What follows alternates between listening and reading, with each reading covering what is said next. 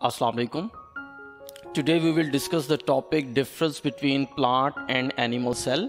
ये UHS MD-CAT के unit number 1 का टॉपिक है और यूनिट नंबर 1 चैप्टर नंबर 4 से लिया गया है।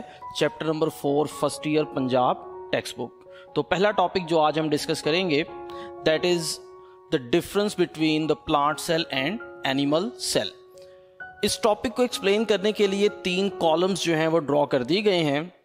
पहले कॉलम में तमाम फीचर्स मेंशन कर दिए गए हैं, दूसरे कॉलम में प्लांट सेल और तीसरे कॉलम में एनिमल सेल से रिलेटेड उनमें क्या क्या चीज़ें मौजूद हैं। तो नंबर 1 हम उन चीज़ों को डिस्कस कर लेंगे जो प्लांट सेल्स में मौजूद हैं और एनिमल सेल्स में एब्सेंट हैं। For example number 1 cell wall plant cells में मौजूद है लेकिन एनिमल सेल्स में सेल वॉल एब्सेंट है। नंबर 2 प्लास्टिड्स में फॉर एग्जांपल आपने पढ़ा होगा फर्स्ट ईयर में क्लोरोप्लास्ट, क्रोमोप्लास्ट, ल्यूकोप्लास्ट। तो ये प्लास्टिड्स ऐसे डबल मेम्ब्रेन बाउंड ऑर्गेनेलिज हैं जो कि सिर्फ प्लांट्स में मौजूद होते हैं और एनिमल सेल्स में ये एब्सेंट हैं। प्लांट सेल्स में बेसिकली अगर क्लोरोप्लास्ट की बात की जाए तो ये फोटोसिंथेसिस में इन्वॉल्व है और इसके अलावा इसी तरह से क्रोमोप्लास्ट वगैरह प्लांट को डिफरेंट कलर्स प्रोवाइड करते हैं। तो ये सिर्फ प्लांट सेल्स में मौजूद हैं, ये एनिमल सेल्स में मौजूद नहीं है। अगर तीसरे फीचर की बात की जाए तो वो है glyoxysomes. Glyoxysomes basically single membrane bound organelles हैं, ये भी सिर्फ प्लांट सेल्स में मौजूद होते हैं, एनिमल सेल्स में ये मौजूद नहीं है। और याद रहे कि ग्लायोक्सिसोम प्लांट सेल्स में भी सिर्फ इमेच्योर यंग प्लांट्स में मौजूद हैं या आप कह लें कि जर्मिनेटिंग सीड्स में मौजूद हैं। जो मेच्योर प्लांट्स हैं या वेल डेवलप्ड प्लांट्स हैं उनके अंदर ग्लायोक्सिसोम्स मौजूद नहीं होते, क्योंकि जर्मिनेटिंग सीड्स में एक्चुअली फैटी एसिड स्टोर होते हैं और उन फैटी एसिड से एनर्जी हासिल करने के लिए ग्लायोक्सिसोम्स जो है उन फैटी एसिड को मेटाबोलाइज करता है ताकि उससे एनर्जी हासिल की जा सके। लेकिन जब प्लांट मैच्योर हो जाता है तो फिर वो अपनी एनर्जी जो है उस ग्लूकोज से हासिल करता है जो फोटोसिंथेसिस से प्रिपेयर की जाती है। तो इसलिए मैच्योर प्लांट में ग्लायोक्सिसोम्स एब्सेंट हैं, ये सिर्फ इमेच्योर प्लांट में होंगे या जर्मिनेटिंग सीड्स में होंगे। और एनिमल सेल्स में तो टोटली ग्लायोक्सिसोम्स एब्सेंट हैं। थर्ड फीचर है हमारे पास टर्जिडिटी। टर्जिडिटी भी प्लांट सेल का फीचर है। एक्चुअली प्लांट सेल में एक लार्ज वैक्यूल मौजूद है।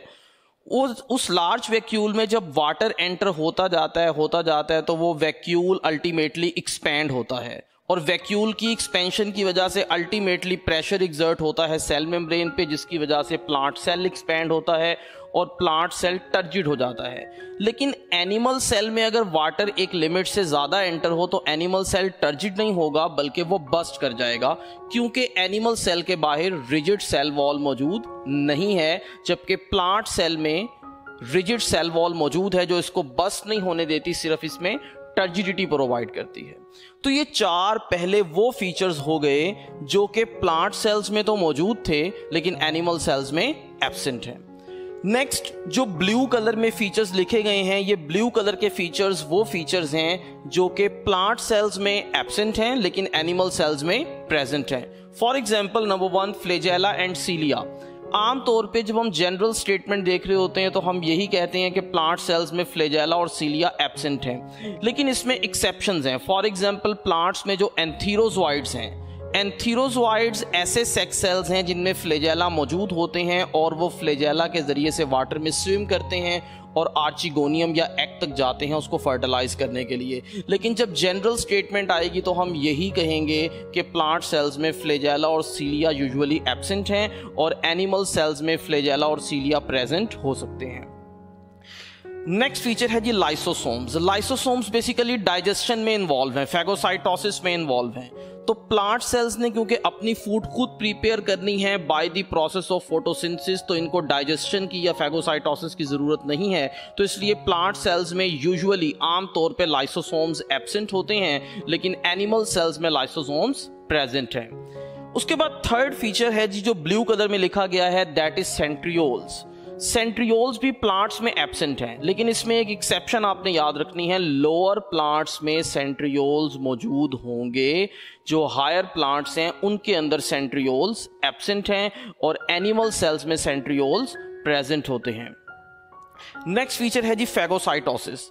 फेगोसाइटोसिस जो है ये भी प्लांट सेल का फीचर नहीं है, क्योंकि प्लांट सेल के बाहर रिजिड सेल वॉल है और फेगोसाइटोसिस के दौरान आपको पता है सेल की मेम्ब्रेन को इनवेजिनेट करना पड़ता है, यानी सेल को अपनी शेप चेंज करना पड़ती है। लेकिन प्लांट सेल के बाहर एक रिजिड सेल वॉल है, उस रिजिड सेल वॉल की वजह से प्लांट सेल अपनी शेप चेंज नहीं कर सकता, तो लिहाजा प्लांट सेल में फेगोसाइटोसिस नहीं होगी। हाँ, एनिमल सेल का ये फीचर है, एनिमल सेल के बाहर कोई रिजिड सेल वॉल नहीं है, तो एनिमल सेल अपनी शेप भी चेंज कर सकता है और animal cell easily food particles को और डिफरेंट पार्टिकल्स को इंगल्फ कर सकता है, फेगोसाइटोस कर सकता है। और लास्ट है जी ब्लू कलर में जो फीचर लिखा गया दैट इज एस्ट्रल फाइबर्स। ये जो एस्ट्रल फाइबर्स हैं ये माइटोटिक अपरेटस का हिस्सा है, बेसिकली माइटोसिस या मियोसिस के दौरान बनते हैं। तो प्लांट सेल्स में ड्यूरिंग माइटोसिस एस्ट्रल फाइबर्स नहीं बनते हैं, जबकि एनिमल सेल्स में ये एस्ट्रल फाइबर्स बनते हैं। फॉर एग्जांपल अगर एस्ट्रल फाइबर्स को हम हल्का सा यहाँ पर ड्रॉ करके देख लें, ये हमारे पास सेंट्रियोल का पेयर मौजूद है और ये दूसरा सेंट्रियोल का पेयर है।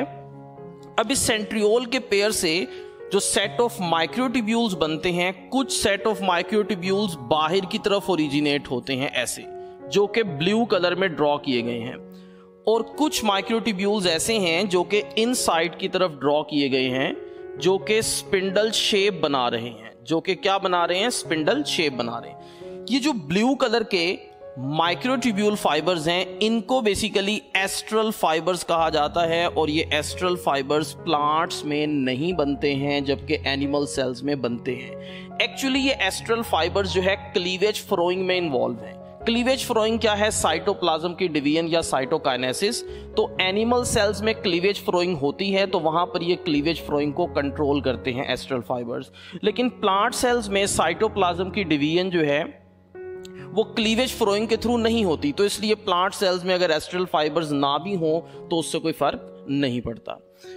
नेक्स्ट रेड कलर से कुछ फीचर्स लिखे गए हैं। ये जो रेड कलर से फीचर्स लिखे गए हैं ये दोनों में मौजूद हैं, प्लांट्स में भी मौजूद हैं और एनिमल्स में भी मौजूद हैं, लेकिन थोड़ा सा डिफरेंस है इनमें। वो डिफरेंस क्या है?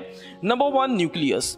न्यूक्लियस प्लांट सेल में मौजूद है लेकिन सेल के सेंटर में नहीं है बल्कि पेरिफेरल है। क्यों? क्योंकि प्लांट सेल के सेंटर में एक बड़ा लार्ज वैक्यूल होता है, उसकी वजह से न्यूक्लियस थोड़ा सा पेरिफेरी में होगा या पेरिफेरल न्यूक्लियस होगा।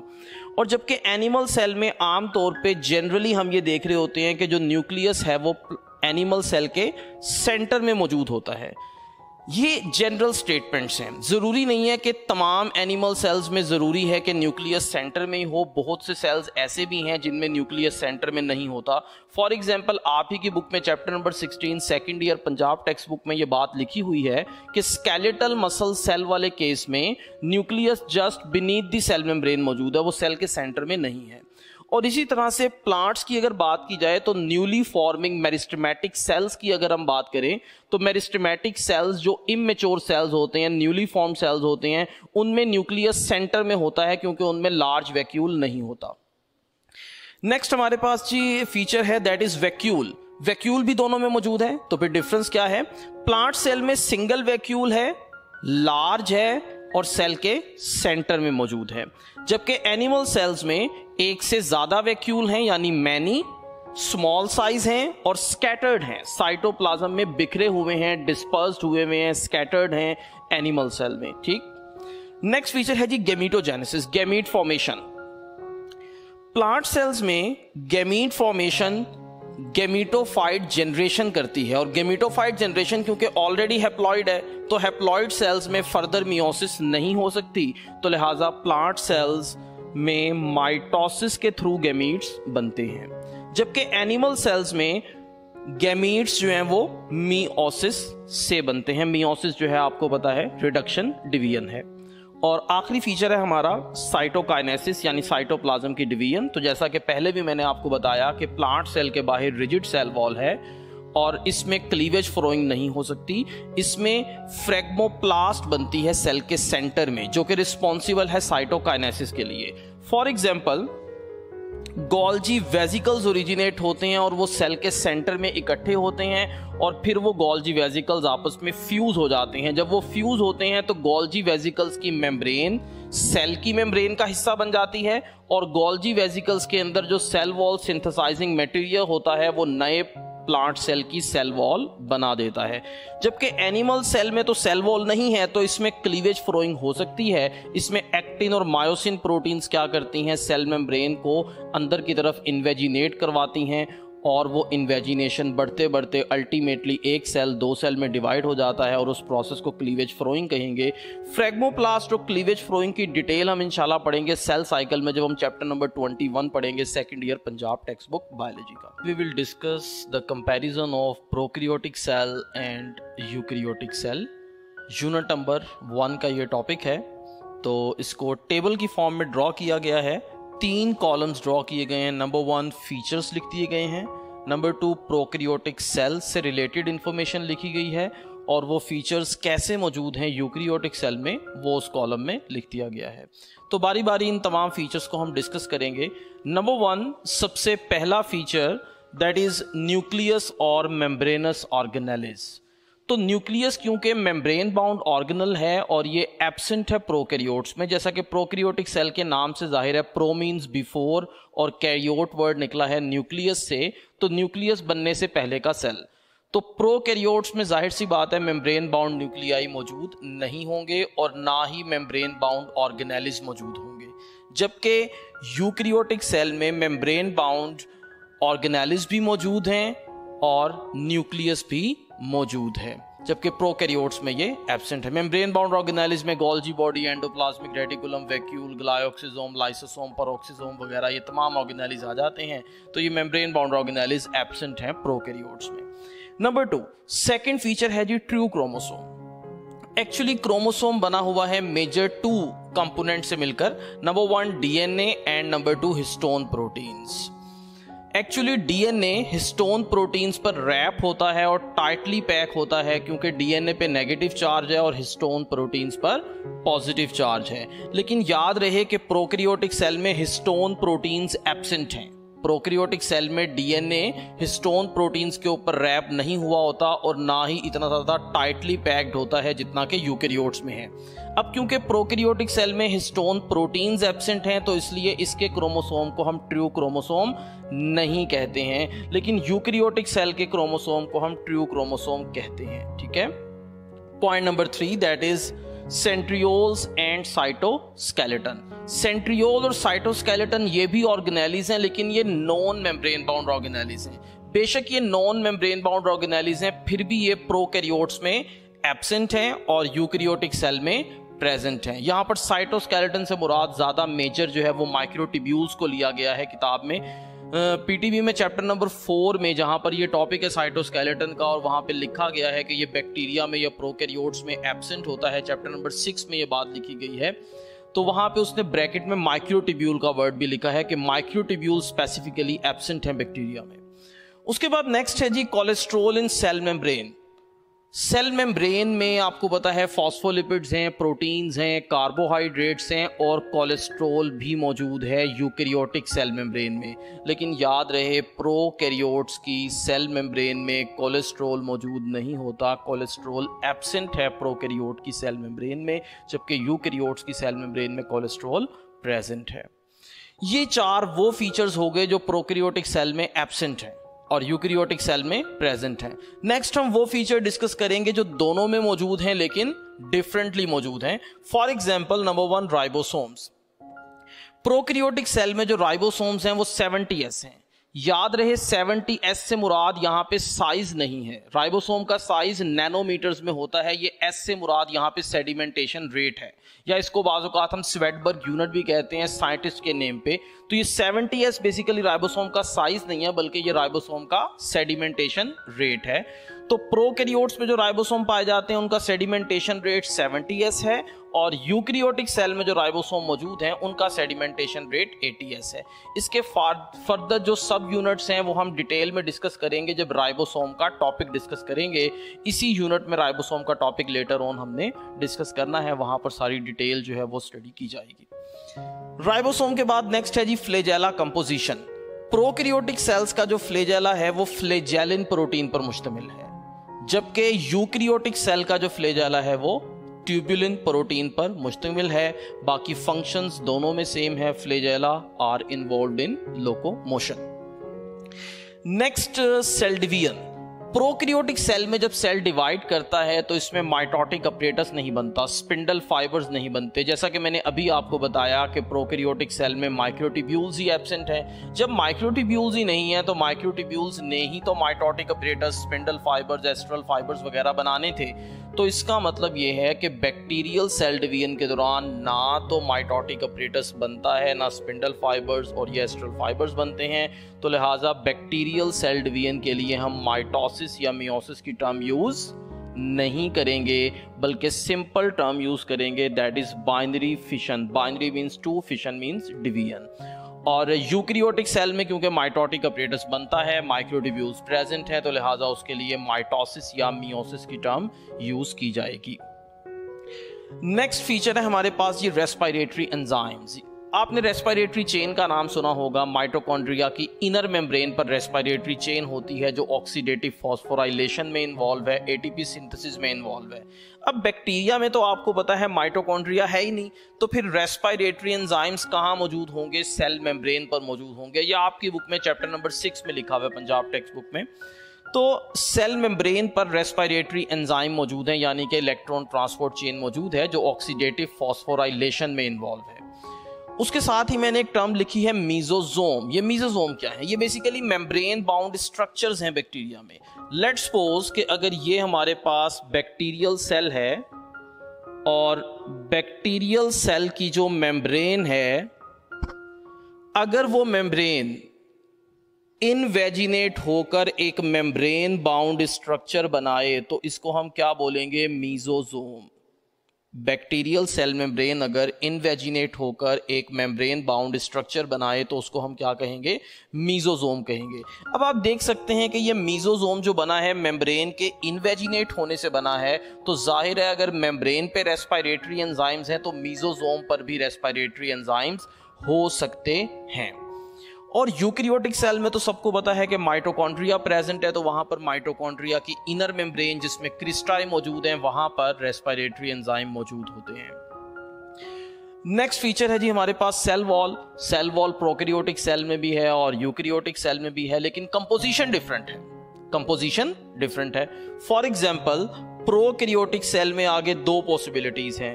Number 1 archaea and number 2 you bacteria. Archaea को हम पहले जमाने में आर्कियो बैक्टीरिया भी कहा करते थे और यू बैक्टीरिया का मतलब है ट्रू या एडवांस या मोस्ट डेवलप्ड बैक्टीरिया। आर्किया के केस में सेल वॉल के 3 कंपोनेंट्स हो सकते हैं। Number 1 polysaccharide, number 2 proteins and number 3 glycoproteins. लेकिन यू बैक्टीरिया की सेल वॉल एक ही कंपोनेंट की बनी हुई है, that is known as peptidoglycan. Peptidoglycan का दूसरा नाम म्यूरिन भी है। Peptidoglycan is also known as murein. Now what is the difference between glycoproteins and peptidoglycan? Glycoproteins क्या है? कार्बोहाइड्रेट्स प्लस प्रोटीन्स, ये ग्लाइकोप्रोटीन्स हैं। तो पेप्टाइडोग्लाइकन क्या है? पेप्टाइडोग्लाइकन में पेप्टाइडो का मतलब है शॉर्ट पेप्टाइड्स। पेप्टाइडो का मतलब क्या है? शॉर्ट पेप्टाइड्स, और ग्लाइकन का मतलब है प्लस कार्बोहाइड्रेट्स। ठीक है, तो ग्लाइकोप्रोटीन में कार्बोहाइड्रेट्स और प्रोटीन्स मौजूद हैं, पेप्टाइडोग्लाइकन में कार्बोहाइड्रेट्स और शॉर्ट पेप्टाइड्स मौजूद हैं। एक टर्म यहां पे लिखी गई है सक्यूलस। एक्चुअली यू बैक्टीरिया वाले केस में कंप्लीट सेल वॉल को एक ह्यूज मैक्रो मॉलिक्यूल कंसीडर किया जाता है और उस ह्यूज मैक्रो मॉलिक्यूल के लिए एक टर्म यूज की जाती है, दैट इज नोन एज सक्यूलस।